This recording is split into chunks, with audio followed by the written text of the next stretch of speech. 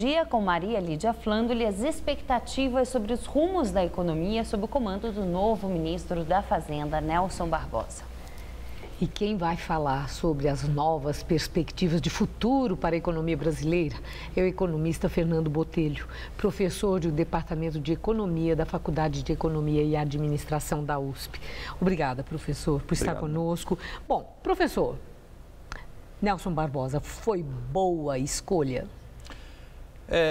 Boa em alguns aspectos, perigosa em outros, mas neste momento, aparentemente, uma das poucas escolhas disponíveis para ocupar essa cadeira no governo de Dilma Rousseff, que já foi ocupada por Joaquim Levy. Quer dizer, foi por exclusão?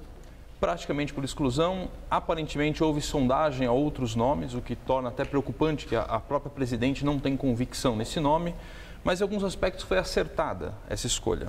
É uma pessoa com mais afinidade com a presidente, mais afinidade com o partido da presidente, que percebe nele uma pessoa mais portadora dos seus valores e ideias, mas também por essas razões traz o risco, que percebido pelo mercado como uma pessoa que pode se submeter muito fácil às pressões da presidente por uma expansão agora, por um abandono desta agenda que ainda nem aconteceu, de ajuste fiscal, mas uma agenda extremamente importante, realmente que precisa acontecer, e portanto a reação veio hoje.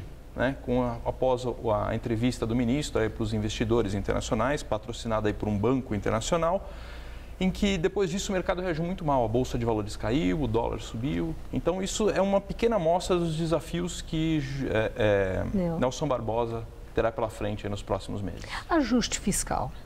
Afinal de contas, é imprescindível, como foi anunciado pela presidente logo que ela tomou posse nesse segundo mandato? Ou o ajuste fiscal é absolutamente compatível com retomada de crescimento, como ela fala agora? É absolutamente imprescindível e é uma condição para a retomada do crescimento. Então, sim, ele é uma agenda... Não exclui? Não são variáveis excludentes? A questão aí é o timing. Então, acho que no curto prazo, enquanto a gente faz o ajuste fiscal, a gente não pode esperar crescimento. A gente faz o ajuste fiscal para ter um crescimento sustentado e estável nos anos seguintes. Então, esse ajuste fiscal é importante hoje, como ele foi importante em 2011, 2012, 2013, 2014 e não foi feito. Então, o mercado olha e pergunta, a sociedade, de certa forma, pergunta, se não foi feito naquela época, por que será feito agora? Então, agora é uma necessidade clara dele ser realizado, porém, agora em circunstâncias muito mais difíceis, muito mais adversas. Quando eu perguntei da questão da compatibilidade, é porque a pressão é muito grande para oferecer à população brasileira alguns resultados que tenham assim, uma percepção muito fácil na vida das pessoas, até porque, do ponto de vista da sobrevivência política, a presidente Dilma precisa disso. E aí a indagação é essa: ajuste fiscal pressupõe um certo tipo de aperto, sim.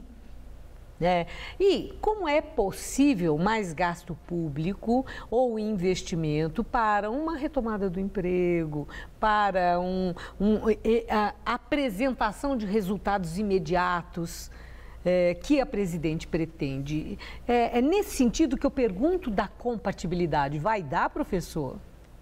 Tem que dar, mas não para gerar emprego agora. Talvez até se você tiver uma agenda convincente de ajuste fiscal, de medidas que são duras, medidas de reforma da Previdência. Hoje o ministro enfatizou muito essa questão Já falou de idade. Sim, as pessoas vão ter que se aposentar mais tarde. Aquelas pessoas que esperavam se aposentar mais cedo vão ter que se aposentar mais tarde. A questão da regra do salário mínimo, que o ministro não citou, ele disse que a regra permanece de o salário mínimo ser ajustado pelo crescimento do PIB, acrescido da inflação, não vai mudar até 2019. Mas a questão é que se a sociedade talvez perceber uma agenda de mudanças de algum desses pressupostos agora, pode ser que a confiança retome e que o investimento retome também, o que vai aliviar a nossa crise. Agora, em termos de crescimento de gasto do governo, isso não tem nenhum espaço para acontecer. Realmente, surpreende um pouco a declaração, que mostra um certo governo esquizofrênico e que agrava ainda mais a situação do líder do governo na Câmara, fazendo um apelo para que se aumentem os gastos públicos. Isso é um absoluto contrassenso. Mas essa foi a pressão, desde o começo, em cima de Joaquim Levy, daqueles que são chamados de desenvolvimentistas populistas. Eu os chamaria de atrasistas, porque esse é o discurso do atraso. Isso é o que foi feito no Brasil nos últimos anos e que nos trouxe exatamente a esta situação.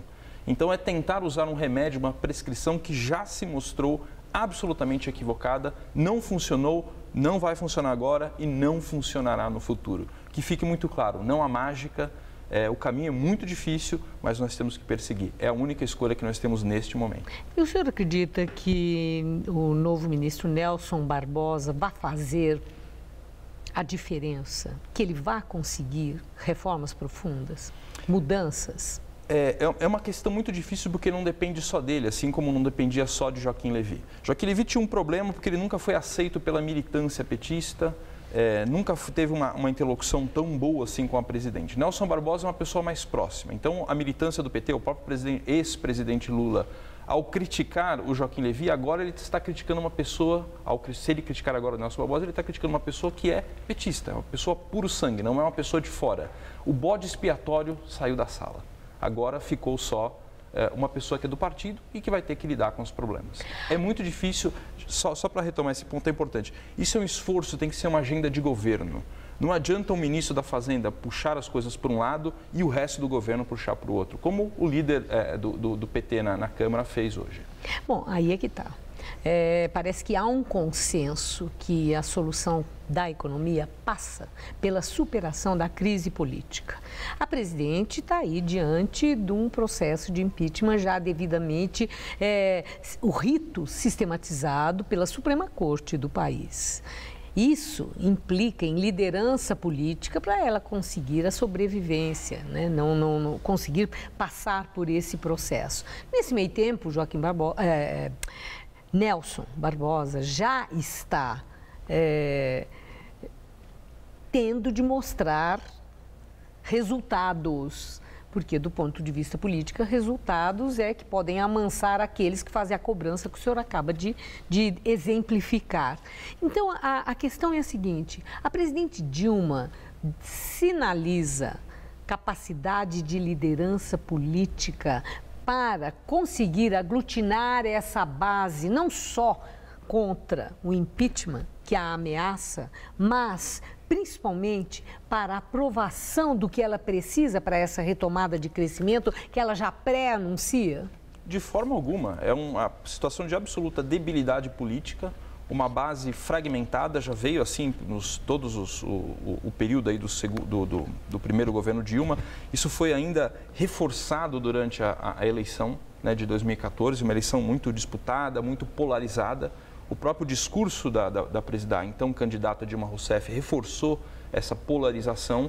Agora ela perde, inclusive, apoio de um pedaço do PMDB, que em algum momento foi importante para a sustentação dela. Muitas dessas reformas precisam de maioria qualificada, de 60% das duas casas, tanto da Câmara quanto do Senado. É uma presidente que luta para ter 1/3 da Câmara para não sofrer o processo de impeachment. Então, é pouco provável, a não ser que mude muito a ação e a capacidade da própria presidente Dilma, que não é uma pessoa profissional, não é uma articuladora hábil politicamente, é muito difícil que essa maré retorne e que ela ganhe essas condições. Portanto, a gente pode estar olhando aqui para um governo de 3 anos de absoluta paralisia e de agravamento permanente das condições. Obrigada, professor, por suas informações. Uma boa noite.